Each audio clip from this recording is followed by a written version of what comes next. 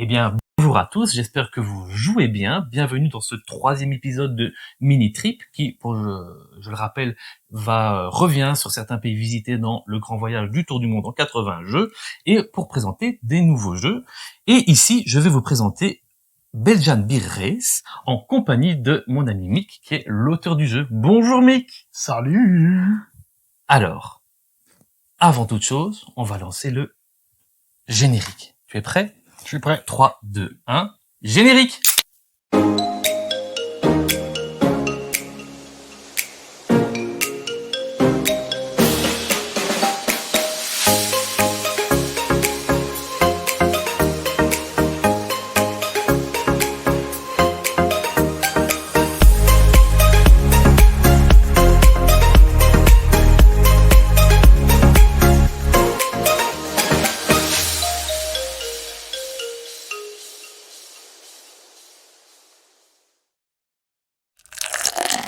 Santé.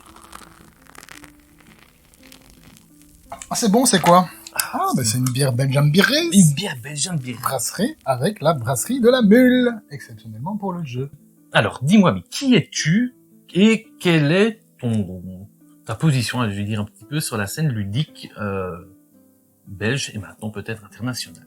International. Comment t'as commencé ton aventure dans le monde du jeu? Il y a, je sais pas, 10 ans peut-être, une dizaine d'années, chez Casse-Noisette, pour toujours dans mon cœur, malgré que le magasin n'existe plus, pour toujours dans mon cœur, sur un Agricola où j'étais à une soirée jeu avec un pote qui m'a dit « Oh, joue à ce truc-là, si tu vois, c'est terrible ». Et c'était terrible. Oui. Je suis tombé amoureux des jeux de société sur un Agricola. C'est devenu un des grands classiques, oui. Un must-have, donc, un must-play. U. Rosenberg reste mon auteur préféré de tous les temps. Et si on voit sur la vidéo derrière, il y en a plein dans la ludothèque. Et donc là, depuis ça, j'ai joué. Et puis à un moment, on a créé un petit groupe de joueurs avec Val, ma meilleure pote à l'époque. Et donc à l'époque, avec Val, on avait un groupe Facebook où on relayait l'activité ludique pour le groupe à qui les gens à qui on organise des soirées jeux régulièrement, généralement 2 par mois. Et puis on s'est dit... C'était vous qui organisiez les soirées jeux déjà à ce moment-là ? Ouais, on organisait des soirées jeux entre potes, donc on allait d'une maison à l'autre, avec toujours les mêmes personnes, avec généralement 3 tables de jeu. Enfin, voilà. Oui, c'était chez des gens, c'était pas... C'était des gens, donc c'était pas dans dans un un groupe club de joueurs, et puis on partageait les infos entre les soirées jeux, donc on organisait des soirées jeux entre nous, et on partageait l'information sur, il y a un festival là, machin truc, et puis on dit, ce serait quand même cool de faire un agenda pour partager cette information, parce qu'à l'époque, il n'y avait pas tout ce qu'il y a maintenant en matière de médias ludiques, donc il n'y avait rien qui centralisait cette information, donc on a commencé à vouloir faire un agenda. L'idée a commencé avec un agenda, c'est devenu un bloc qui est devenu des jeux une fois, qui a duré 5 ans avec Val et moi. Là, on a passé le bébé à quelqu'un d'autre, on est passé à la suite. Et puis, au fur et à mesure de faire des articles sur des jeux, de tester des jeux, de parler de mécanique, à un moment ou à un autre, comme tout joueur, à un moment où on a l'idée de on serait bien un proto. Mon premier jeu est un jeu sur l'espace, que je n'ai pas abouti, mais qui vient de ressortir il y a pas longtemps et qui est maintenant en forme. Et puis ce jeu, Belgian Beer Race. Donc celui-là, c'est pas ta première idée. C'est pas mon premier proto. Et l'idée de faire un jeu, c'était pour dire de tenter l'aventure, ou t'avais déjà une autre idée derrière, des autres projets plus grand derrière, ou c'était juste pour non, c'était pour dire deux. Et donc le premier jeu, je te dis, c'est un jeu sur l'espace. Et puis celui-là vient du marathon de la bière. Donc chaque année, je participe au marathon de la bière. C'est quoi ça, marathon de la bière? Le principe, c'est qu'on va de bar en bar et on va faire 10 bars. On doit avoir 10 bières différentes. Ça se voit à Bruxelles? À Bruxelles, ouais. Il y a des petites épreuves. On a une carte, tu te diriges, tu choisis ton chemin à laquelle je vais. Et l'édition, il y a 5 ans maintenant. Ça a lieu toujours le 20 juillet. Je dis, ça serait cool de faire un jeu là-dessus, c'est trop génial, et le lendemain matin, je m'en rappelle. Bizarrement, parce que je me rappelle pas trop de la fin de la soirée. Et ce truc-là que je m'en rappelais, ça m'a travaillé, j'en ai reparlé, et puis au mois de novembre, cette année-là, j'ai fait le premier proto, qui était une carte autoroutière avec du scotch, il y avait 100 brasseries, je sais plus, c'est exagéré, je peux sortir la map, elle est juste là-bas derrière dans le coin de la pièce, je les garde en souvenir, mais voilà. Et depuis, donc il y a eu 6 versions, et puis on en est là maintenant. Un jeu qui a été proposé à des éditeurs où pas mal de gens ont trouvé que c'était un jeu à Kickstarter, que c'était un marché de niche, il y avait vraiment un a priori sur le thème. Donc c'est un vrai jeu pour joueurs, mais avec un thème très fort, mécanique et thème imbriqué. Et à force d'entendre ce truc, c'est un Kickstarter, ça marchera pas dans le réseau classique, ça marchera pas. Et nous on y croyait, et donc, enfin moi j'y croyais, et il y avait quelques potes qui m'ont aidé à faire les démos et tout le bazar. Et puis à un moment, c'est dit, bah, pourquoi on le ferait pas nous-mêmes ce Kickstarter? Voilà. Et l'aventure a commencé de Beer Games comme ça, qui est à l'origine avec. Donc tu as créé une maison d'édition pour pouvoir le sortir. C'est ça. Qui s'appelle Beer Games, donc Black Yellow Red Games, pour un hommage à notre beau drapeau belge. Nous sommes très fiers de nos racines, de notre culture. Et donc voilà. Donc c'était l'idée aussi un peu de pourquoi on avait créé le projet. Donc on est venu avec un nom qui collait au projet, et voilà, grand chemin, parce qu'on a annoncé il y a... La mécanique, donc, du coup, elle est venue après le thème. Tu as basé ta mécanique sur le thème.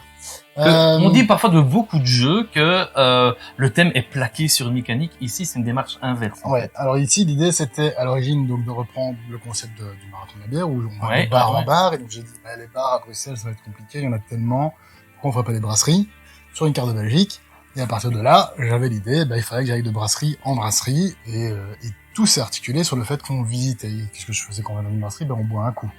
Et quand on boit un coup, qu'est-ce qui se passe? Ton éthylomètre monte. Donc boire des coups, c'est cool, mais en contrepartie, t'es saoul, donc c'est compliqué de te déplacer. Et donc la mécanique vient au fur et à mesure se greffer sur la réalité. Alors après, c'est mon expérience de la vie. C'est assez comique, mais c'est comme ça. Il y a par exemple, si on peut faire du stop. Et pour faire du stop, on a une chance sur 2 dés de prix, il faut lancer des dés. Donc c'était pas sur dés de prix. Et ça, moi j'ai fait du stop en Ardennes avec un pote.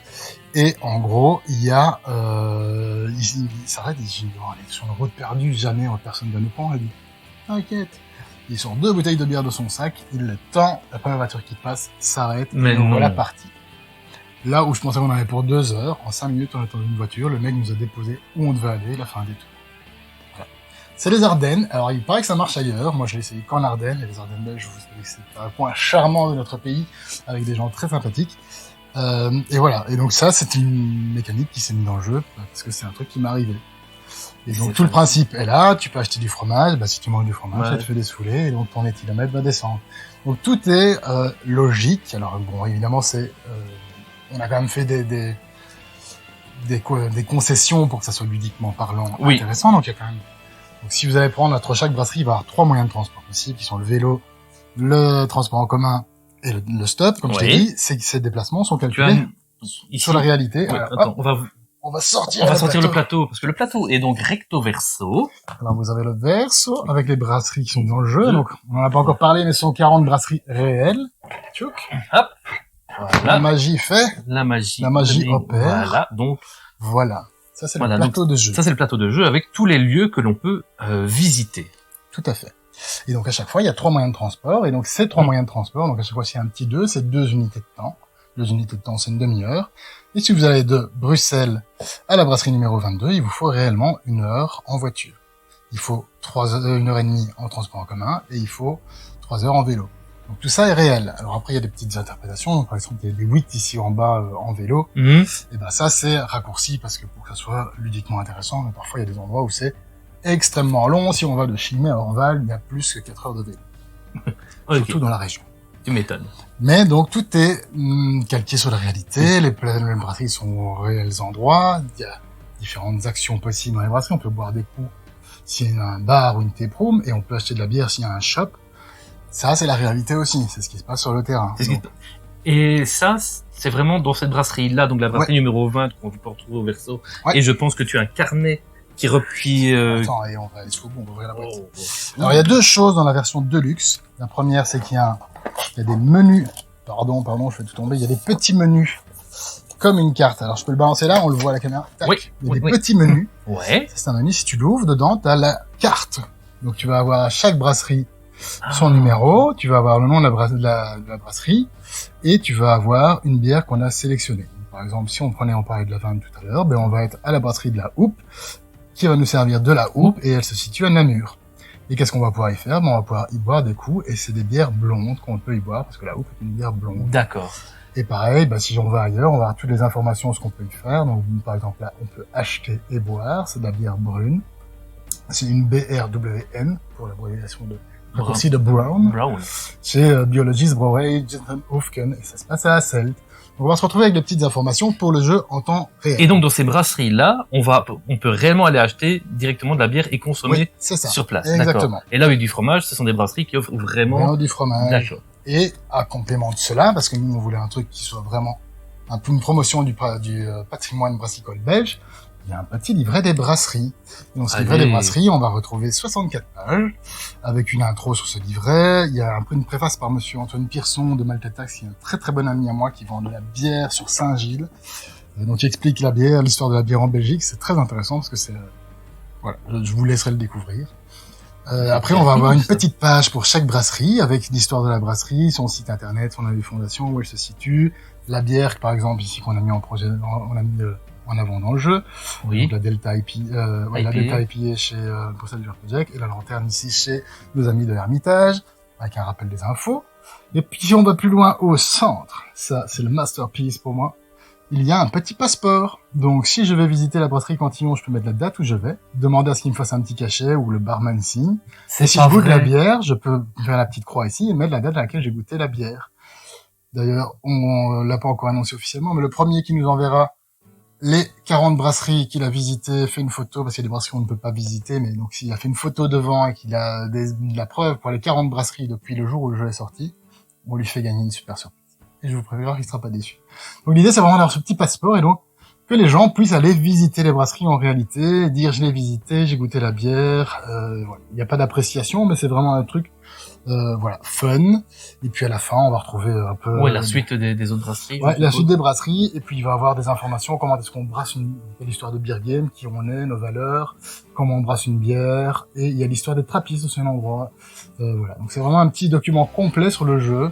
Et l'idée était vraiment de fournir un support intéressant, un mini-livre. Alors c'est pas de la littérature de haut niveau. Non, mais voilà, clair, mais c'est un objet mais culturel, voilà, mais immense, quoi.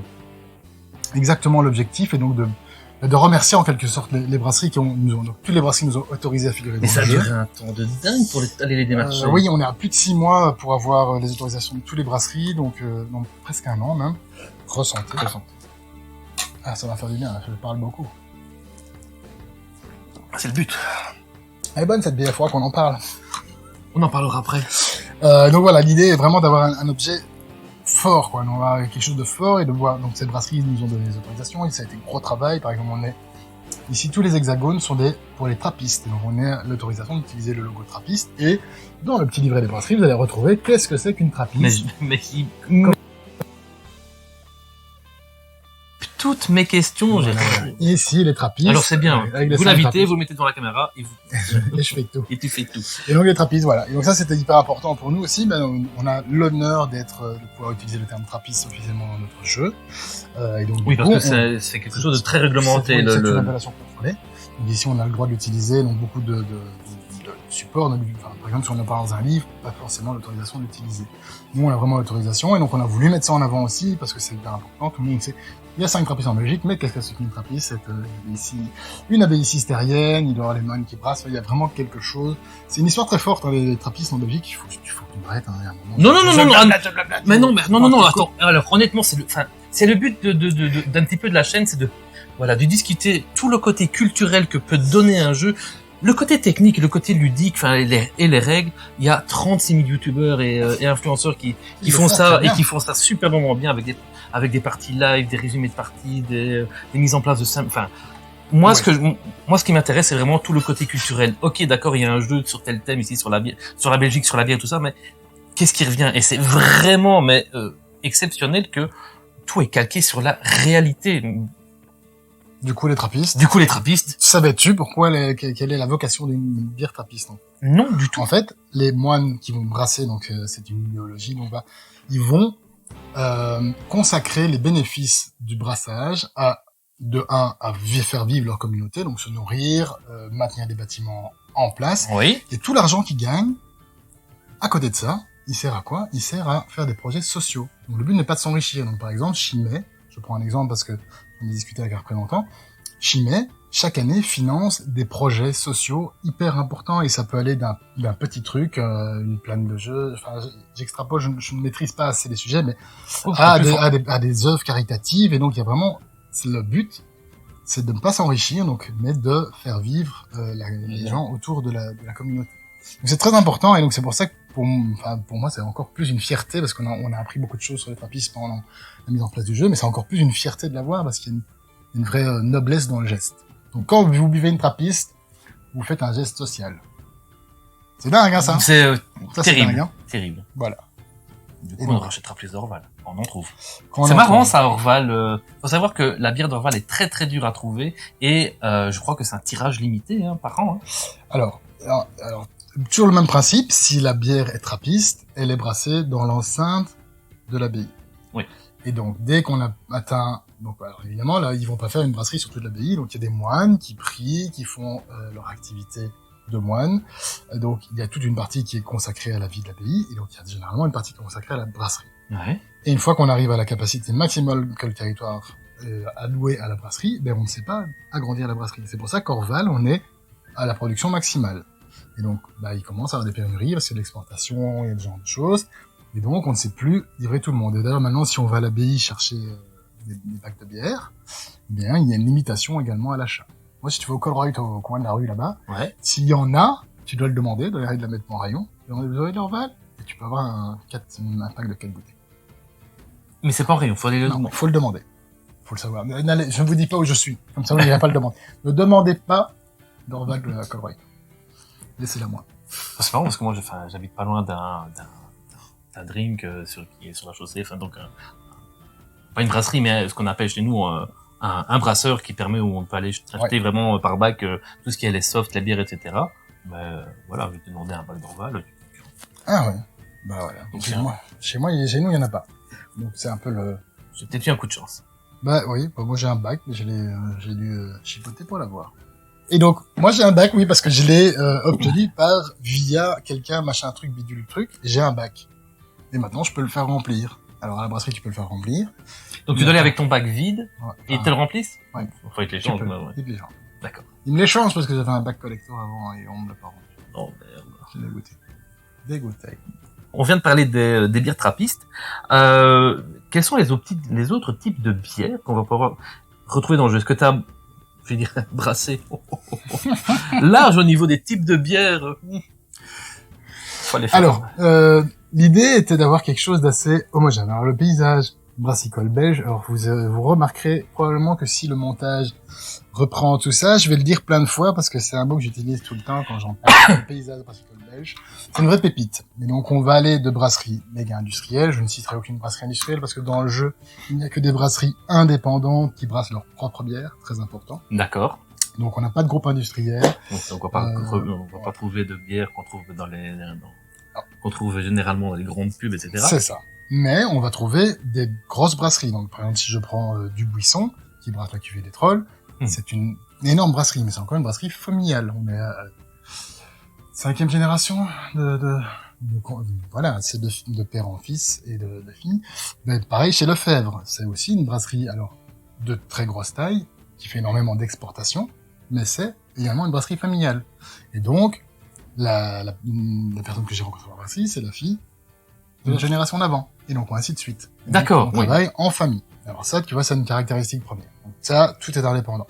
Alors après, on était chercher des choses un peu particulières. On a par exemple Pik Bier, qui est la brasserie la plus haute de Belgique. La plus haute dans quel sens? Niveau altitude. Alors c'est pas très haut, hein. Si on regarde ailleurs qu'en Belgique, en gros, vous allez foutre en haut de la colline, la petite bosse. La petite bosse. On a combien? 630 des mètres à tout casser? Ouais, ne criez pas trop fort, ils vont encore se moquer de nous. Donc voilà, c'est haut pour nous, hein. Ah oui, pour eux, c'est haut, hein. On peut plus, hein. Mais donc, c'est la brasserie la plus haute de Belgique. On va aller chercher des choses comme ça. On va retrouver, Cantillon, qui est la plus vieille. On va montrer ça directement peut-être sur la carte. Des brasseries. Donc tu nous parlais la brasserie la plus haute, tant qu'on y est. Alors, Pik Bier. Pik Bier. Alors, on va se retrouver avec des choses très différentes. Ici, par exemple, Fantôme, c'est une brasserie qui a été mise en place pour redynamiser la vie dans le village où elle est. Et donc, il y a plein de choses qui sont organisées autour de cette brasserie, donc c'est vraiment une brasserie de village.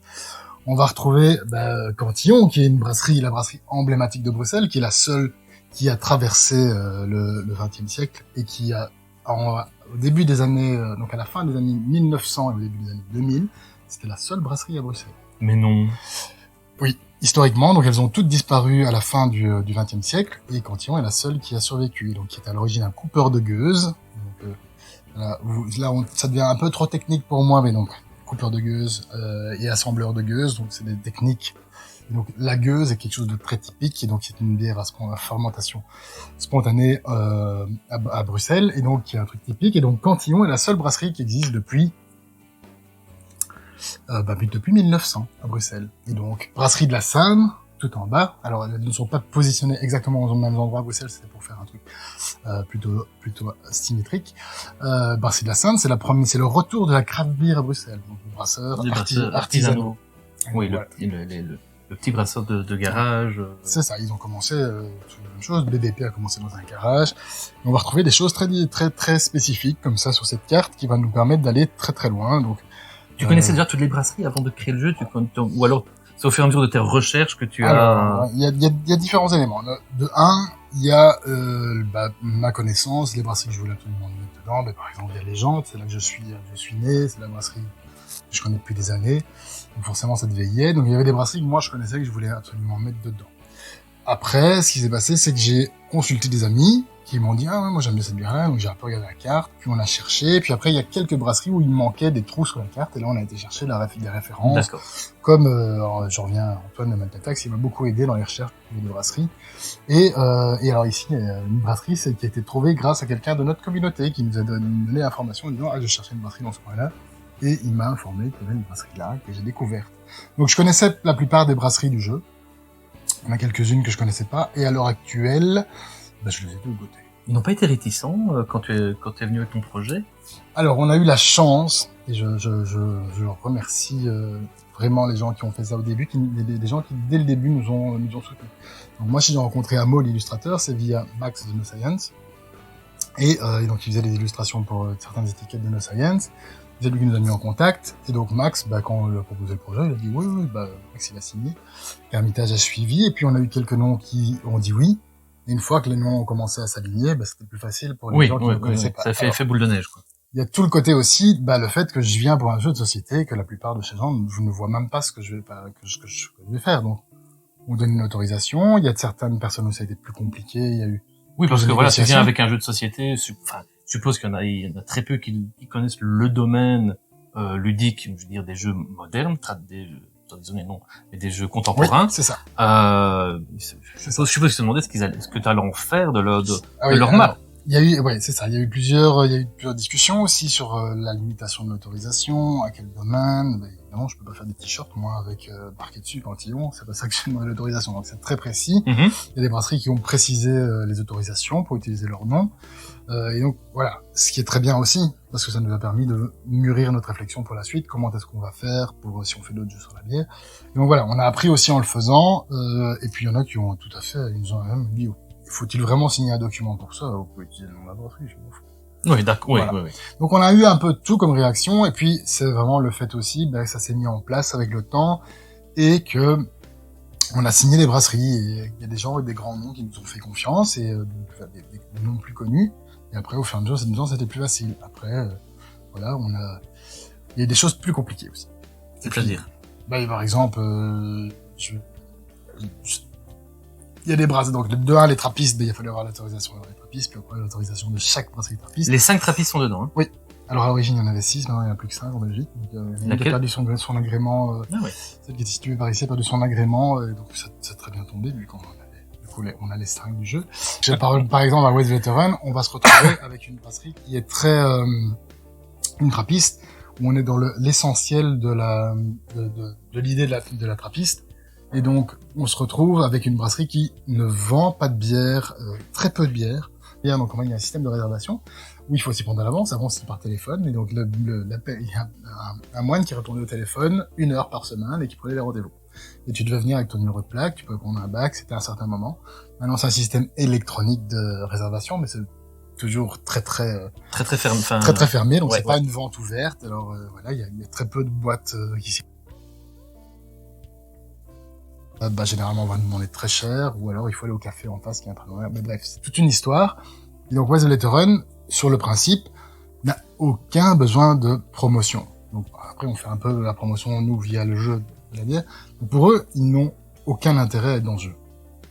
Pour moi, donc, voilà. Donc, c'était une autorisation où on s'est dit, on n'aura jamais l'autorisation. Eh bien, on a été en contact avec frère Joris et on a discuté, donc on lui a proposé. Et ça a pris énormément de temps. Et on nous a vraiment, il y a cette approche qui est différente en disant, bah oui, il faut laisser le temps aux choses. Et on a signé, c'est une des premières qu'on a contactées. Et c'est une des dernières qu'on a obtenu l'autorisation. Et voilà, et ça a été une autorisation aussi très pointue, qui a été vraiment lue et réfléchie. Donc voilà, donc c'est vraiment des choses qui font un peu l'histoire de notre jeu. Au niveau des types de bières, oui, je reviens un petit peu là-dessus. Donc on a parlé des trappistes, tu as parlé des gueuses. Est-ce que tu as vraiment essayé de tracer les différents types, donc les pils, les IPA, ou alors alors on est resté plus simple. On a travaillé sur des bières blondes, des bières brunes, des bières noires et des bières trappistes. Parce qu'effectivement, la richesse de la Belgique aussi au niveau des bières, c'est qu'on va dans tous les sens. Effectivement, tu as parlé d'IPA, on va retrouver des DIPA, des PLL, la bière est devenue quelque chose de très très travaillé. Donc on va avoir des bières fruitées, des bières acides, on va avoir des bières sûres. Bref, on a une telle richesse que c'était impossible de représenter ça dans un jeu. Donc là, on a vraiment simplifié, et donc il va avoir 4 couleurs de bière. Si on trouve les petits cubes. Si on trouve les petits cubes qui sont ici. On va avoir 4 couleurs de bière, on va avoir des blondes, des brunes, des noires, et les rouges qui sont les trappistes. Tout simplement. Pour simplifier, côté ludique, sinon... Le petit côté noir, jaune, rouge... Ouais, bah ça le fait. Hein, bah oui, non, c'est... On va pouvoir mettre ces petits cubes dans son petit sac à dos, ici. Et voilà. Voilà, donc on va pas discuter, on va pas faire toutes les règles, mais grosso merdo. Oh, grosso merdo. Grosso merdo. Alors, donc le pitch du jeu, donc tu as dit que c'était basé sur le marathon de la bière qui se déroule au mois de juillet. Ah, c'est ça. Voilà, donc un événement qui se déroule à Bruxelles, ici tu l'as étendu à la Belgique. Et donc le but est de parcourir la Belgique. On a un temps délimité, du coup? Oui. Oui, bah, alors, du coup on a retiré le plateau, il y avait la ligne du temps, mais on a dans la version normale du jeu, on a 3 jours de course, une journée de 24 unités de temps, une de 36 et une de 24. Et à la fin, il faut être de retour à la grande place. Et donc, une unité de temps correspond à une demi-heure. Donc, on démarre dans la grande place, on doit faire un maximum de brasserie. Oui. Et revenir à la grande place avant la fin des trois manches. Les 3 journées de course. Des trois journées de course. Et donc, on va passer de brasserie en brasserie selon les moyens de transport que tu as montré tout à l'heure. C'est bien ça? Tout à fait. Et sur une brasserie, qu'est-ce qu'on peut faire? Donc, c'est ce que tu avais montré. Ouais. Déguster. C'est ça. Acheter de la bière. Montrer notre petite bouteille. Donc, voilà. De points, mais également notre éthylomètre et nous donner des pénalités. Il y a des brasseries qui ont de l'intérêt, donc on va visiter des brasseries, on va monter sur les pistes de bonus ici. D'accord. On va acheter des bières qu'on peut mettre dans son sac à dos. On va pouvoir acheter du fromage qu'on met dans la bretelle de son sac à dos. On va pouvoir trinquer avec les copains quand on les rencontre, on va leur offrir une bière, ça va gagner des points. Et on va remplir des objectifs. D'accord. Vraiment plein de manières de marquer des points. Et donc il n'y a pas de stratégie gagnante. Le truc c'est de s'adapter à comment les autres jouent et à comment le jeu évolue, quels objectifs tombent. Et on peut un peu complexifier le jeu en rajoutant des extensions qui sont disponibles. Oui, donc tu as rendu le jeu assez modulaire en plus. Tout à fait. Pour des parties plus courtes, plus longues. Tout à fait, il y a une version 2 journées de course, de 2 journées de 24 heures, si je ne m'abuse, dans la version finale. Ouais. Et il y a une version donc en 3 jours, donc ça permet déjà d'adapter le temps de jeu, parce que ça va vraiment changer la durée de la partie. Et après, il y a des petites extensions qui permettent de complexifier ou de rendre le jeu différent. Ou de l'accélérer? L'accélérer, ou pas. La plus courte, c'est la version courte. Ok, avec deux journées de course. Oui, avec 2 journées de course, j'essaie de trouver la petite deck de cartes, voilà. 2 fois 24. 2 fois 24. Et alors, on va pouvoir mettre cette petite carte en bas du plateau, 2 fois 24, et de l'autre côté, il y a 24, 32 et 24. Et alors, évidemment, la nuit, on va faire descendre son éthylomètre. Et donc, s'il y a qu'une 2 journées de course, il y a qu'une nuit où on descend l'éthylomètre, mais quand il y a 3 journées de course, et après une journée de 32 heures, de 32 unités de temps, on va être plus compliqué de gérer son éthylomètre. Donc, ça met un plus gros challenge dans cette version-là. D'accord. Et c'est en fonction des différentes pistes qu'on va pouvoir engranger max 2. Un max de points. Ouais. C'est terrible. Combien de temps de développement? Combien de parties de test? Est-ce que à la grosse louche, Moi, j'ai déjà joué plus d'une centaine de parties personnellement, sachant que c'est quand même des parties de 2 heures. Donc, quand on joue la version longue, il a été joué en salon, il a été joué par notre équipe, donc on a quand même poli le jeu. J'ai envie de dire, on sait où on a voulu intervenir sur la mécanique, on sait ce qui nous plaisait, ce qu'il fallait simplifier. On a eu de la chance d'être bien accompagné aussi dans les tests. Donc, je pense à Étienne Espomance qui a testé toutes les versions du jeu et qui a été c'est le parrain du jeu. Il a énormément été une source d'inspiration, de conseils. On a d'autres personnes qui nous ont vus.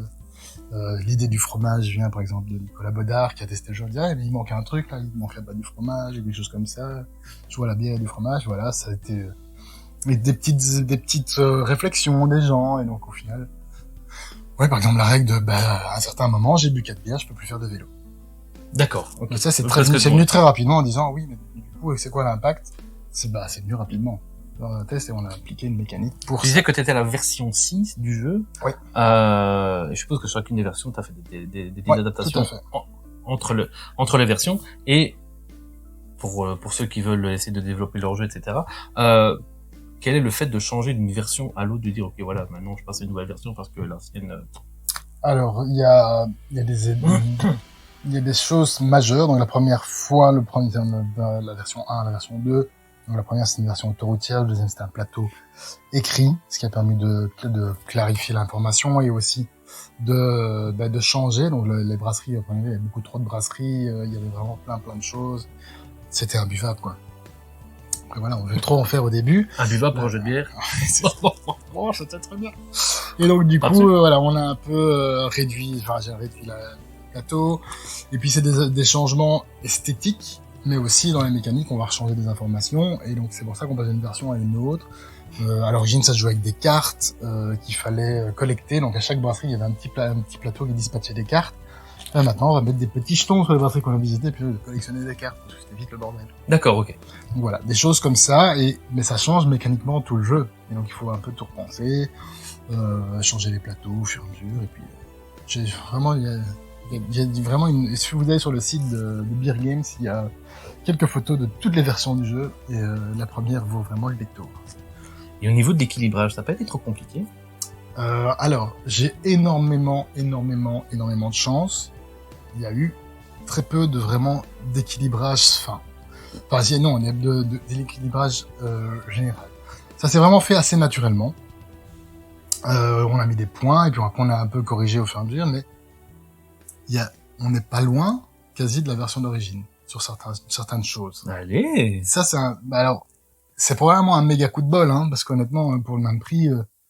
Parce qu'en plus, tu m'as dit qu'il n'y avait pas de stratégie bien spécifique. On a corrigé quelques petits trucs où c'était trop fort, mais on est quasi sur les bières à l'origine, mais elles ont quasi toujours valu 2 points, quoi. D'accord. Ça, c'est un peu drôle.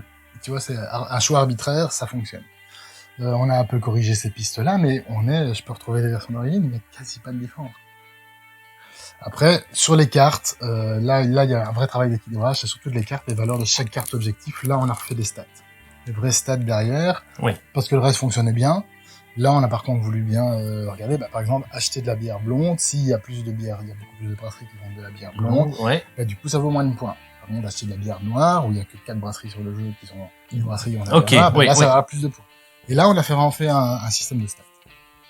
Quand on parle d'un jeu, on parle en général, premièrement, de l'éditeur. Donc ici, l'éditeur, en même temps, c'est toi. Maintenant, on met de plus en plus en avant l'auteur aussi, qu'on fait un petit peu la promo d'un jeu. Et au niveau illustration, j'ai l'impression que les illustrateurs sont encore mis un petit peu sur le côté. Mais moi, j'aimerais bien mettre aussi en avant l'illustration. Et ça a été un mot tout de suite qui a été sur l'illustration, ou ça a été un choix, ça a été une rencontre fortuite, ça s'est passé comment? Ouais, alors, donc moi j'ai eu la chance d'avoir Joseph Lamarca qui a fait mes protos pour moi, donc il a vu mon premier proto et merci Joseph, il a habillé mes 2 premières versions de mon proto magnifiquement.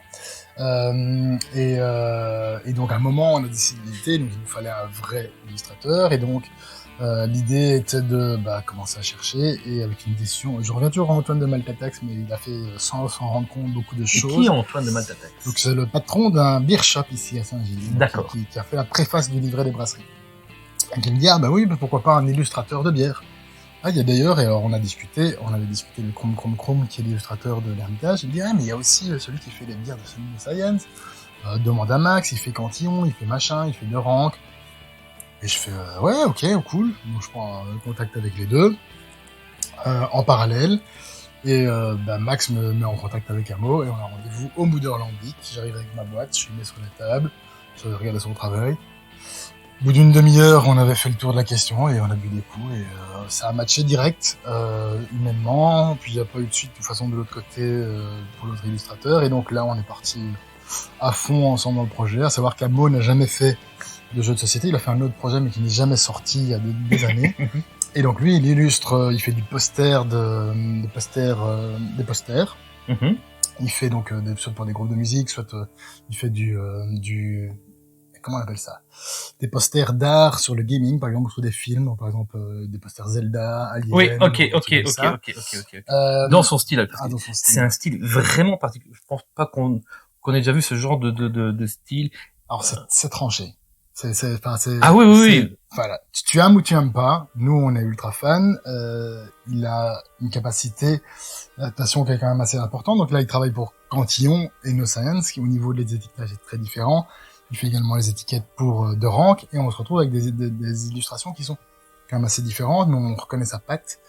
Et là où il excelle, c'est ça, quoi. C'est vraiment ce style, un peu, voilà, qui a une identité un peu forte. Oui, une identité forte. Et si on peut le glisser en top secret, mais c'est plus vraiment encore top secret, enfin c'est même officiel maintenant.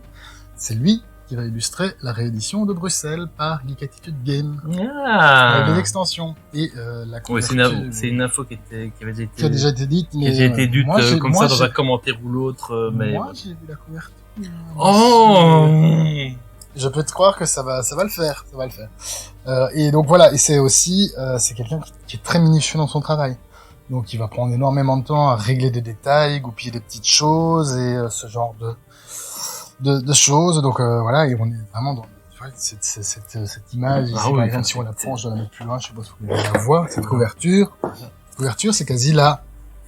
Elle a quasi pas changé. À la première, tellement elle avait été réfléchie, c'était l'idée, ses coups de crayon, et ses traits. Alors c'est quelqu'un qui dessine... Toutes les références à Bruxelles, à la Belgique, à la bière, non? Tout est dessiné. Tout est dessiné, donc, il dessine tout à la main. Puis il scanne, et puis on va faire les oui, après il fait les retouches. Après, mais donc c'est encore un travail à la main. Là où il y a pas de travail, il dessine pas à la palette, ou ce genre de choses. Voilà, donc si on regarde ce petit plateau joueur, il y a plein de détails. Et puis à l'intérieur, si on regarde, par exemple... il y a les sketchs du squelette. Voilà, des petites choses comme ça.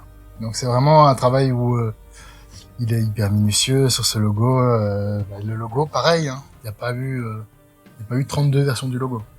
On est arrivé avec un travail mûri en disant on va faire ça. C'est lui qui a fait le logo de Beer Games aussi. Aussi un peu t'avais arrivé par hasard. Il nous a fait un monogramme aussi. Enfin voilà, ce genre de choses. C'est un gars qui aime bien travailler. Voilà. Et il fait la chance de faire des choses très différentes, de la musique, des posters. Il fait vraiment plein de choses différentes. Et donc c'est vraiment cool à ce niveau-là. Et puis c'est quelqu'un d'humainement adorable, et on passe de super moments. Ça a été ma personne de contact en ce confinement, le gars qui m'a empêché de devenir fou, ma petite bulle d'oxygène. Heureusement j'ai une famille formidable, mais c'était mon pote pour boire des petits coups, on se faisait l'apéro en travaillant, et ça nous a beaucoup fait de bien pendant tout ça, quoi. Ouais, voilà, donc un gars vraiment très intéressant. Il aura bientôt un site web, je suis en train de lui faire son site web. Il lui manque un site web, mais donc vous pouvez le suivre sur Instagram et sur Facebook. Et sur Instagram, il fait souvent des on mettra tous les liens dans les infos de la vidéo. Ouais. C'est très très comique d'aller voir son travail, parce qu'il y a vraiment des choses très différentes dans ce qu'il fait. Et par exemple, pour ce qu'il fait pour Cantillon, c'est sublime. Il y a rien. Enfin, j'adore vraiment. Tout ce qu'il fait pour Cantillon, il a fait un poster pour Cantillon en multicouche. Enfin, j'adore. Terrible. C'est le truc qui m'a fait craquer pour lui complètement. il a un poster aussi. Enfin, il aurait fait des posters de concerts, comme Converge pour ceux qui connaissent. Il a aussi fait un poster Foo Fighters. C'est moi ce poster Foo Fighters, c'est celui-là qui m'a fait complètement craquer parce qu'il y a ce ressenti dans l'énergie qu'il y a dans Foo Fighters, dans une image, dans un dessin, et je trouvais que ça collait tellement parfaitement au groupe que voilà. Et ça, c'est du grand boulot, quoi. Du grand art, comme on dit. Avec un grand A. Avec un grand A. Oui, donc derrière Beery Games, se cache qui? Se cache toi? Alors, il y a moi. À l'origine, c'était moi avec Maxence Lejo et Cédric Guénens, qui est toujours dans le projet actuellement. Donc, on avait décidé de lancer ça. Malheureusement, Maxence a dû quitter l'aventure pour des raisons de santé. À ce moment-là, donc j'étais en contact avec mon pote Steph, qui est un gérant de Dédale. Et on lui a fait tester le jeu, et lui, il était méga emballé. Il disait, mais comment personne n'a signé ça, je comprends pas, nous on pourrait en vendre. Enfin, il était vraiment hyper enthousiaste, j'ai eu des rendez-vous grâce à lui. Et puis je l'ai appelé le lendemain d'une soirée test chez lui, et je lui ai dit, mec, t'as pas envie de rejoindre l'aventure, quoi. Enfin, je veux dire. Je me rappelais toujours au téléphone, il répond, là je te dirais bien oui tout de suite, mais je vais prendre 24 heures pour y réfléchir quand même posément, histoire de pas faire directement. Et le lendemain, il nous a dit qu'il rejoignait l'aventure, et juste après Maxence a quitté le bateau. Donc ça a été un coup dur. On s'est retrouvé, donc Maxence était censé gérer la community manager pour la campagne Kickstarter, et on est revenu. J'avais rencontré Ben des recettes ludiques, qui était community manager pour une campagne d'un autre jeu. On s'était bien entendu tout ça, on s'était rajouté sur Facebook, et je lui ai posé la question, ça t'intéresserait pas de venir faire ça chez nous? Je lui ai dit oui, bah pourquoi pas, machin, tout, on verra pour les conditions, enfin bref, on n'a pas vraiment de conditions fixes, voilà, vraiment bonne franquette et tout, et puis il a fait le boulot sur cette première campagne, et à la fin, il dit, au lieu de te payer, ça ne dirait pas plutôt de racheter des parts à un prix décent et de rejoindre la société. Et au final, voilà, Ben a rejoint la société. Entre-temps, Vanessa, qui faisait l'animation pour nous, aussi avait rejoint la société parce que ça l'intéressait. Là, malheureusement, le projet a pris trop de temps, donc elle a dû abandonner en cours de route, enfin juste là, et donc elle a revendu ses parts. Donc Ben a repris un peu plus de parts pour reprendre notre truc. Et, petite surprise au passant, Étienne Esprimant a pris un petit peu de part, par amitié. Il a quand même fait beaucoup pour le jeu, donc du coup, voilà, il nous aide. Évidemment, sa priorité restera toujours Gak, mais c'est l'importance du projet, mais c'est vraiment intéressant, et donc ça reste depuis le début, c'est une bande de potes. C'est aussi quelqu'un de très très très impliqué sur la scène ludique en Belgique. Et d'une justesse dans ce qu'il fait, voilà. Moi, je trouve, au niveau des règles, par exemple, c'est lui qui a passé les règles, j'ai écrit les premières règles, puis à un moment, elle a fait, bon allez, ok, passe-moi les règles, on est passé d'une version avec 18 pages de règles à 12 pages de règles, et on n'avait pas perdu en qualité. On avait au contraire augmenté la qualité. Il avait juste fait des coupes qui étaient intéressantes et des restructurations qui étaient vraiment... Alors voilà, moi j'étais dans le détail, donc pourquoi est-ce que on prend plus d'eux, parce que machin un truc, et donc je suis prêt à expliquer. Tu expliques le pourquoi du comment. Ça n'a aucun intérêt, les gens vont le comprendre. Donc faut pas le mettre. D'accord. Voilà, c'est des petites remarques, mais on gagne en lisibilité, donc au lieu d'avoir 18 pages, on a 12 pages. Voilà. On crache pas dessus, quoi. On crache pas dessus, non. On crache pas dessus, surtout que c'est bon de rien dire. Tu virais un tiers de lecture. Oui, et donc voilà, c'est des petites choses, et donc voilà, ici, au niveau, il a fait énormément des versions en version, il a testé toutes les versions, c'est le seul qui a testé avec ma femme toutes les versions de ce jeu, de HKZ, qui a donné beaucoup de son temps à boire des coups avec moi aussi, parce qu'on aime bien boire des coups. Ça, faut pas trop nous forcer, nous, en Belgique. Et donc voilà, donc c'est un peu très cool qu'il ait rejoint notre projet, comme ça, de manière plus amicale qu'autre chose, et on reste avec une bande de potes autour d'un projet, des valeurs humaines. Donc nous, on veut faire la plus petite empreinte écologique possible. Donc le jeu est produit en Allemagne, même si ça nous coûte plus cher, ça c'était une volonté. On essayait de trouver les meilleures solutions pour tout. Chaque décision est prise par rapport au côté humain, plutôt qu'au côté financier. Donc on va pas forcément choisir le truc le moins cher, mais on va choisir le truc qui nous correspond le plus. Et si on a un bon contact avec quelqu'un, on va privilégier ça. Chaque relation est pareil. On veut pas être juste aussi un numéro quand on nous attribue quelque chose. On veut avoir des vraies relations. Donc chaque fournisseur qu'on a choisi, on a fabriqué des verres, on l'a fait en Belgique, qui sont les fabricants qui vont fabriquer pour quelqu'un qu'on connaît, qui aura un bon retour.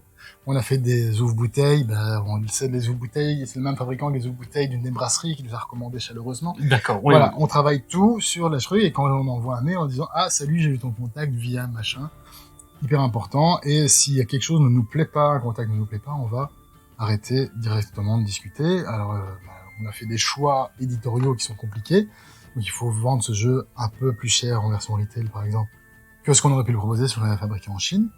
Soyons très clairs, on aurait pu le distribuer d'une manière différente, mais on est dans le modèle qu'on voulait faire, où l'auteur, l'illustrateur, l'éditeur, le distributeur, la boutique, tout le monde est payé au prix juste, enfin, on va gagner ce qui l'intéresse, enfin, ce qu'il mérite, j'ai envie de dire. Oui, et ok. donc on est vraiment une démarche qui est de penser la globalité. Pareil, on a fait un Kickstarter. Pourquoi on a fait un Kickstarter? On est revenu sur l'idée originale du Kickstarter. Kickstarter, ça sert à quoi? À lancer ton projet. À lancer ton projet.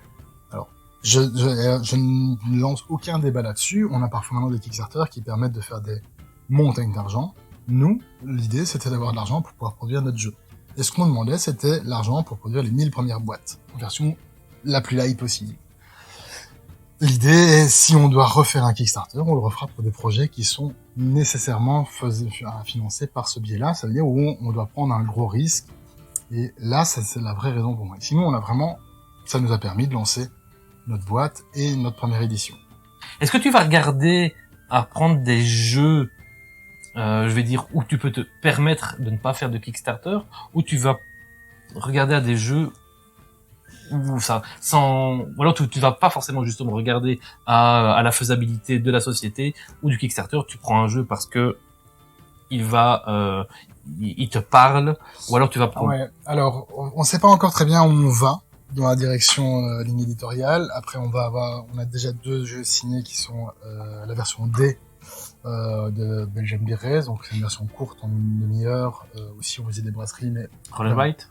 Ouais, bah c'est une version D maintenant. Une version D, ok. Donc un peu différente. On a un jeu sur les festivals de musique, un flip and write qui s'appelle The Festival. Ces 2 jeux-là devraient être sur fonds propres parce qu'on devrait avoir les capacités de le faire. D'accord. Si on revient sur Kickstarter, alors il y a des projets derrière, alors je sais pas très bien si ça...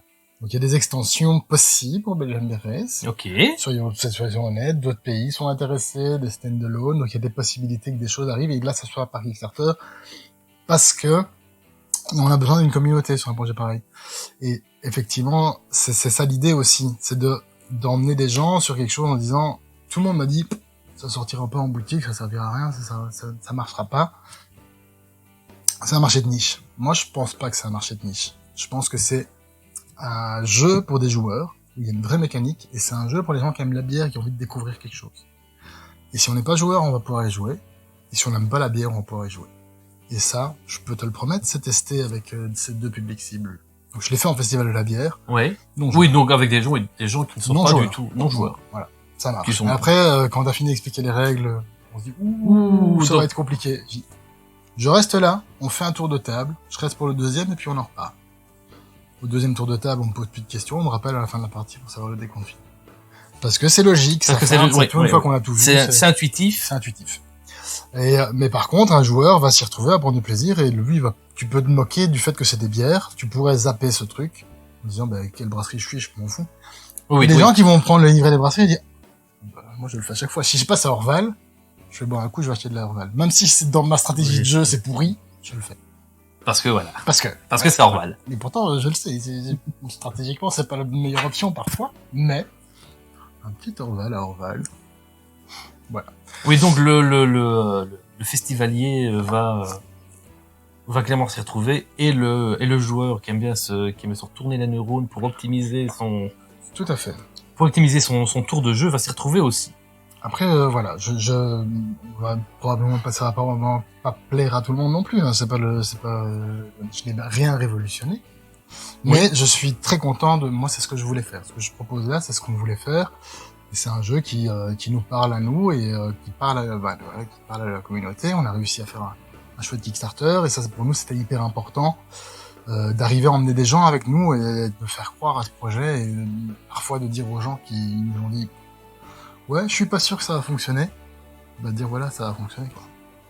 Alors maintenant, on sait pas, hein. On va voir les retours. Maintenant, c'est là, on est passé à l'étape où le jeu sort, les Kickstarter reçoivent leur jeu, il sort en boutique. Maintenant, le vrai verdict, c'est le joueur, quoi. Donc, n'hésitez pas à aller sur les réseaux, à mettre des remarques, ce qui était bien, ce qui était pas bien. Nous, on prend tout. Donc, c'est fait avec bienveillance. Donc, vous êtes pas court de des gros types tout nuls. Enfin, si, vous pouvez le dire, mais gentiment. Voilà. Non, mais voilà. C'est hyper important. Nous, on veut la critique, tant qu'elle est constructive, elle est toujours bien. Voilà, c'est ça. Il y a des gens qui ont parfois du mal avec ça. Nous, c'est vraiment quelque chose qu'on demande. Voilà, on a envie de savoir ce que vous avez pensé. Ça t'arrive encore de te dire, ah tiens, je me demande si tel point de règle, si j'avais fait plus comme ça. Alors, maintenant, ton jeu est fini, poncé, etc. Il est, voilà. Il est lancé, maintenant, il n'a plus qu'à voguer sur les grands flots. Est-ce que ça t'arrive, toi, encore de te dire? Non, les règles, j'ai aucun doute sur le fait, qu'elles sont limpides, tellement elles ont été bossées, et puis Vanessa a même pris énormément de temps. Il y a eu beaucoup de relecteurs, on a un petit chat qui nous rend pitié. Beaucoup de relecteurs, et donc on a aussi consulté des gens extérieurs. Par exemple, pour le néerlandais, on a eu un traducteur et un relecteur néerlandophone, qui sont joueurs tous les deux. Pour l'anglais, c'est pareil, c'est notre distributeur, notre partenaire aux États-Unis qui a relu le jeu au final. Et donc, là, au niveau des règles, j'ai aucun doute sur le fait qu'elles sont claires, limpides et tout. Je ne changerai rien. Au niveau du matos, pour l'instant, je changerai rien, parce qu'on est très content de tout. Après, voilà, nous, on l'a fait, on a tellement joué que on le maîtrise aussi, tu vois. Donc, il y a des choses qui sont peut-être intéressantes. Alors, il y a un choix, par exemple, très clair. Les échelles, à chaque fois. Le score t'indique, donc là, t'as un cube. Le score est indiqué, c'est au-dessus de ton cube. D'accord. Donc ça, c'est visiblement pas classique. Donc si t'es ici, bah t'as 0 points. Si t'es là, t'as 2. Donc, ok. Voilà, c'est le premier chiffre visible. Voilà. Alors pour nous, ça nous paraissait logique, mais ça perturbe beaucoup de gens parce que c'est. Oui, parce que regarde, voilà, je suis à 4, mais non, voilà. T'as à 6. Voilà. Donc voilà, ça c'est des choses, c'est des choix qu'on a fait. Et bon, peut-être que si on avait tort, nous, ça nous fonctionne bien. Et donc. Ici, on est sur la version de luxe. Oui. Donc avec les plateaux en 3D sont dans la version de base. Non, ou juste dans le Deluxe. La différence principale de la Deluxe, c'est donc le double layer. On a des cubes pour chaque joueur de sa couleur et à la place des petits jetons qui sont là. D'accord. À la place d'avoir 3D, on en a 6. On a un petit sac pour mettre les sous-bocs dedans. Et on a ce paquet qui contient 3 extensions, Benzone Tour, Pixel Bag et je ne sais plus. Et nous avons droit à des belles capsules. Des capsules, un décapsuleur, des sous-bocs, voilà. Les capsules, les sous-bocs, des capsules dedans aussi. Il doit être là quelque part. Des tokens, donc là, ça c'est les... Il est là le décapsuleur. Ah ben il est là le décapsuleur. Voilà. Terrible de chez truc. Les menus sont spécifiques à la version de luxe, donc ce petit menu ici. Oui, le petit menu qui présente donc les bières et les actions. En fait, c'est un résumé des actions que tu peux avoir sur chacune des brasseries. C'est ça. De ce côté-là, pour montrer sur la caméra des portails. Voilà. Et alors, on a un petit livret pour toutes les extensions spécifiques qui étaient donc Benzone Tour, Pixel Bag, et c'était quoi la troisième? Teams pour jouer par équipe. Et il y a un mode solo. Mode solo, pareil. Moi, je suis pas spécialisé dans les modes solo. Oui. Donc Steph qui coédite le jeu a eu une idée de base et on a consulté un pote à moi qui c'est Bird Dice. Avec moi. Ouais. Comment ça se dit? Bird, la vie. Bird Dice Game. Tu vois qui c'est? Ouais, je vois qui c'est.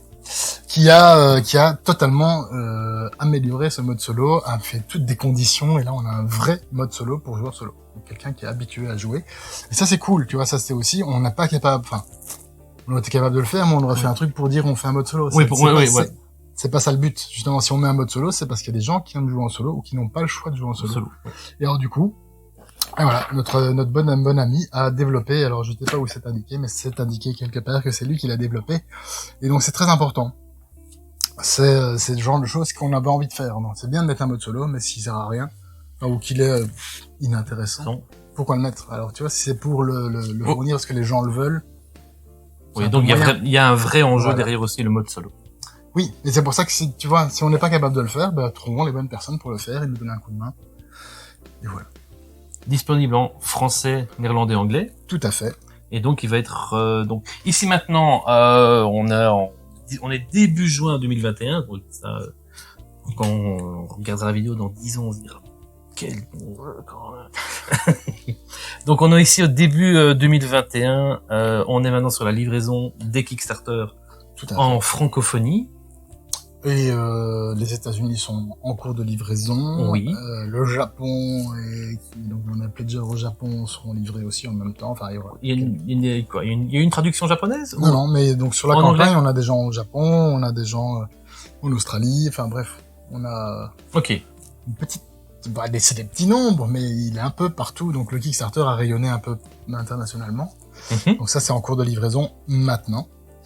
Et ça sortira fin août. Fin août pour les boutiques. Via- Belgique, ouais. France. Canada, Suisse, et alors les États-Unis via... donc ça sera avec Pixie Game, et les Mhm. États-Unis, ça sera Grand Gamers Game qui va s'occuper de nous représenter là-bas, et qui est notre partenaire pour les États-Unis et le Canada. Eh bien, Mick, je te félicite pour tout ce travail et un énorme merci pour toutes ces infos culturelles, parce que voilà, voilà, la Belgique est connue principalement pour sa bière, pour le chocolat, etc. Mais la bière est vraiment une énorme référence en Belgique, et de l'avoir mise à l'honneur comme ça dans un jeu, surtout avec une mécanique qui colle au thème, c'est fantabuleux. C'était le souhait. C'était le souhait. C'était l'objectif. Et Il a été même plus que... Enfin ouais, c'est assez comique parce que je pensais pas que ça allait aller aussi loin. Même moi. Voilà. J'ai appris beaucoup de choses et j'ai découvert des choses et ça me donnait encore plus envie de les mettre en avant. Les gens que j'ai rencontrés, t'as juste envie de dire, voilà, écoutez Jean Van Roy de la brasserie Cantillon parler de Cantillon. Si vous voulez avoir des vidéos sur beer.be par exemple, il y a 2 vidéos pour l'instant. Voilà, vous aurez compris pourquoi moi ça me parle. Moi je peux parler de bière. Oui, tu es un fan de bière depuis... Je suis un fan de bière, même si j'ai fait une formation scientifique en brassicole il y a des années. Tu brasses toi-même? Là on a brassé la bière du jeu, enfin c'est Jojo qui a tout fait. Oui, moi, oui. Je suis venu mettre les petites mains, tu vois, porter les sacs. Oui. Non mais moi Oui, mais t'as participé.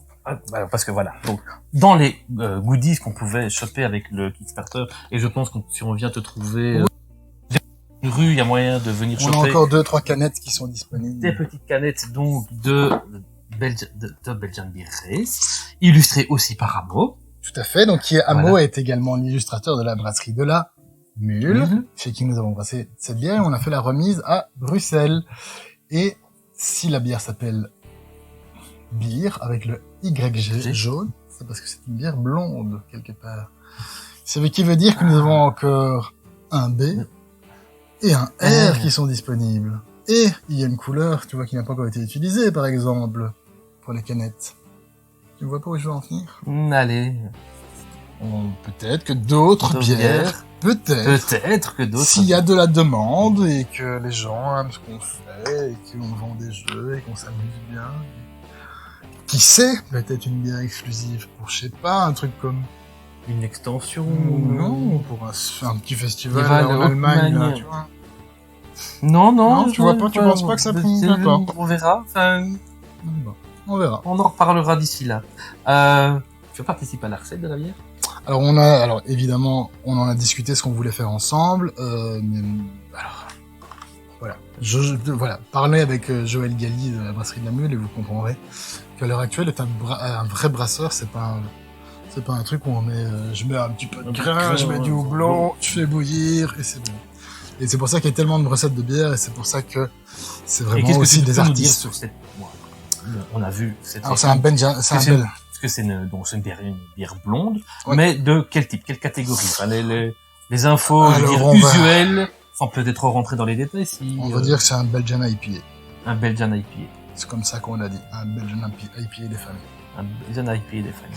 Oui, alors on pourra dire que c'est un petit PLL, enfin voilà. Pour ceux qui ne boivent pas de bière ou qui ne sont pas experts en bière, c'est quoi un IPA? Alors là, un IPA. Ça vient d'où? Indian Pale Ale. Ouais. Alors, l'histoire est... Je sais pas si je vais oser me lancer là-dedans, mais Faudra vérifier, mais Indian Pale Ale, c'était des bières qu'on mettait sur des bateaux à l'origine, la recette, et on faisait un doublonnage à froid, si je ne me trompe pas. Et on mettait le houblon pour la traversée. Pour la bière C'était pour les... change pendant le C'était cru et qu'elle arrive au bout un bon goût. Je pense que c'est ça. Il me semble avoir lu Plus ou moins voilà. Alors, à l'époque que c'était les colons anglais. C'est ça. Qui avait fait cette recette-là, justement comme le voyage prenait énormément de temps pour que à l'arrivée la bière continue à avoir un bon goût, qu'elle ne soit pas périmée. C'est ça. Et donc on est sur un goût plutôt plutôt doux, plutôt dur, plutôt parce que bon voilà, il y a plein de gens qui ne boivent pas de bière parce que ils n'aiment pas, mais quelles sont les saveurs, surtout de celle-ci, que l'on peut avoir en bouche? Je suis tellement nul pour décrire une bière, moi je peux juste te dire que c'est bon et pas bon. Alors après c'est un peu houblonné, mais pas trop. Est-ce qu'on est sur du fruité? Est-ce qu'on est sur de la mer? Il y a quelques arômes fruités qui vont revenir quand même. Il y a un peu d'amertume, mais pas trop. C'est vraiment une bière c'est une bière de soif, quoi. C'est une bière de soif. C'est une bière de soif, j'ai envie de dire. Et d'ailleurs, quand on boit une, tu peux en boire non. Voilà. À déguster avec modération. Avec modération. Je ne sais pas qui est modération. C'est bien que tu je le cherche toujours. C'est bien que tu en viennes là parce que c'est très important. Ce message-là, il faut absolument qu'il passe. C'est que c'est un jeu sur les bières, mais c'est pas un jeu à boire. Et on vous le répétera dans les règles. Consommez de l'alcool avec modération. Si vous bourrez la gueule, ne prenez pas le volant, ne faites pas de conneries. Jamais dans ce jeu, vous ne conduisez un véhicule, à part un vélo. Dès que vous avez bu 4 bières, vous pouvez plus en le Belgique, faire. En Belgique, je sais pas si c'est connu ailleurs, mais en Belgique, on a le principe du bob. Quand vous sortez, ayez toujours un bob avec vous. Exactement. Voilà. Le bob, c'est le gars qui ne boit pas, qui va prendre le volant, qui va vous amener, qui va vous ramener, qui va vous gérer si jamais vous êtes un petit peu trop éméché, mais ayez toujours un bob avec vous en sortie. Exactement. Toujours, très important, la bière se déguste avec sagesse. Et c'est un slogan des brasseurs belges. Et en France, c'est Sam. Bob s'appelle Sam. En France, Bob s'appelle Sam. Je sais pas pourquoi il s'appelle pas Bob, ou que le nôtre s'appelle pas Sam, ça aurait été cool aussi, hein. Bah oui, mais... Voilà. Bref. En tout cas, c'est un message hyper important pour nous. Pareil, à l'origine, le jeu était 18+. À cause du thème? À cause du thème. On nous a largement signalé que c'était néfaste pour notre jeu. On aurait pu mettre 12+, bref. Voilà. Mais il y a un petit message qui dit, surtout, si vous n'avez pas 18 ans, ne consommez pas d'alcool. Vous aurez tout le temps, toute votre vie, de le faire en bonne santé. Ça risque de dégrader votre cerveau avant 18 ans. Soyez prudents. J'ai l'impression d'être un vieux con quand je dis ça, mais c'est hyper important. Soyez prudents. Consommez de l'alcool avec modération ou faites-vous accompagner par quelqu'un qui ne boit pas. Je ne bois accompagner. Histoire que tu ne bois pas tout seul. Tu vois le truc. Petite bière. Voilà. Mais donc, moi, je suis rentré plein de fois fort saoul et c'est Charlotte qui m'a ramené de soirée jeu, par exemple. Charlotte du BGF. Des petits cœurs. Coucou Charlotte. Coucou. Voilà. Mais non, c'est hyper important. C'est aussi une volonté pour nous et on s'y est engagé auprès des brasseries aussi. Le but, c'est pas de faire une apologie de bourrez-vous la gueule. D'ailleurs, plus vous buvez, plus c'est compliqué de se déplacer. Donc, il va falloir vraiment anticiper tout ça et trouver la bonne manière, boire avec modération, même si on sait pas qui c'est. Enfin, moi, je sais pas qui c'est. Voilà. Donc, si je bois 2 bières. Je bois une bière. Si je bois une deuxième, moi, je ne sais plus m'arrêter. D'accord. Alors du coup, je bois une bière. Si je dois conduire, c'est le maximum. Généralement, quand je conduis, je ne bois même pas la première. Ça doit pas être... Oui, non. Voilà. Ça, effectivement. Des pays où c'est 0. C'est très bien aussi. C'est très bien. Voilà. C'est très bien. Et donc, nous sommes donc sur un jeu au message très fort, au thème très fort, une illustration très forte. Et donc, tout au long de cette émission, nous avons donc dégusté cette Belgian IPA. Yes. Dans un beau verre. Dans un beau verre. Il fait partie aussi des goodies. Ouais, on a fait la totale, on a fait des verres, on a fait des et donc notre verre s'est grainé au fil de la vidéo. Notre verre est vide. Ce qui veut dire que on va clôturer là-dessus avec... Je suis déçu, j'ai cru que tu allais dire qu'on allait ouvrir une autre bière. Non, on a dit qu'on buvait avec modération. On en a bu une, on ne boira pas deux. Parce que tu conduis. Parce que je conduis. Moi, quand une fois que t'es parti, je vais boire une bière. Je reste chez moi. À la vôtre. Santé, merci. Et à bientôt. Beaucoup. Et à bientôt. Merci Mick.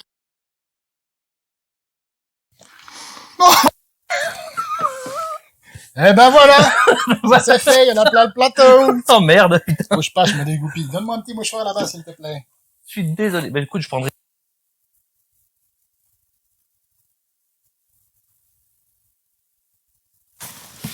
Première boîte de Belgian Beer Race baptisée à la bière. Et ça ne pouvait être que moi. Ça va être... Hop, voilà. On verse dans le verre? On peut? On verse dans le verre, mais t'as tout mis sur le plateau. Boulet. Je disais que t'allais avoir plus d'images pour le bêtisier que pour... Alors, cette fois-ci, il y aurait une version spéciale. Juste un bêtisier, et puis après, la vidéo fait 2 minutes, et le bêtisier fait 43 minutes. Faut trop me pencher, c'est pas mal. Là, regarde ici. C'est des jeux beer-proof, hein. Alors, ne refaites pas ça à la maison. Aucun jeu n'a été blessé dans cette séquence. Mais, néanmoins, je vais remettre mon micro. On est bon? On est bon. Eh ben oui, évidemment, s'il faut un boulet, tu m'appelles, hein. Attends, je suis de retour. Tu es de retour? Ok, je peux me servir ma petite bière maintenant? Oui, vas-y, je t'en prie. Arrêtez les bêtises ici, regarde. Hop là. Hop là, voilà. Ni connu, mais heureusement, c'est enregistré sur la vidéo. Tu as remarqué à quel point je garde mon flegme dans des situations pareilles. C'est pas la première fois que ça arrive qu'on renverse une bière sur mon jeu. Étrangement. Mais t'as dit que c'était le premier jeu. Non, mais, sur les protos, j'ai eu un festival de la bière où il y a un mec qui arrive, il s'installe, il pose des questions. Bam, il renverse sa bière sur le proto. Il devient tout blanc, le mec. Ah, ben oui. Forcément. Pas grave, les cartons slivés. Toi, mon. Ah, il y a un festival, il y a un truc comme ça. Bien joué. Le premier interview. Bon, on va rechercher ça, parce que on va la refaire, de toute façon. Allez, attends, chipoter, bien chipoter. Ça n'a pas été. Ah, j'ai retrouvé mon masque, il est là-bas. Qui se trouve. Ouais. Hop là, hop, on va enlever ça. Renverse pas ta bière dessus. Non, je l'ai fait une fois. Si je le fais 2 fois, je vais le refaire 3 fois, parce qu'on dit toujours jamais 203. Et là, c'est moi qui ai failli faire splutch. Alors. Voilà. On n'a pas de nouvelles de Thomas. Thomas! Ah, t'es là? Si tu veux une bière, prends une bière dans le frigo. Pas aller au pirote, parce que sinon tu rentreras pas chez toi. Voilà. Ah, regarde bien. Vraiment bien. Pas beaucoup de cheveux. Ça va me fabrique Bon, ouais. Il y en a encore 2 qui ont des cheveux dans l'équipe. Donc, le club des chauves. Le club des chauves. La vie, profitez de la bière, profitez de cet été déconfiné. J'ai l'impression de te couper les paroles. Et profitez des vôtres, surtout. C'est ça. Mais avec modération.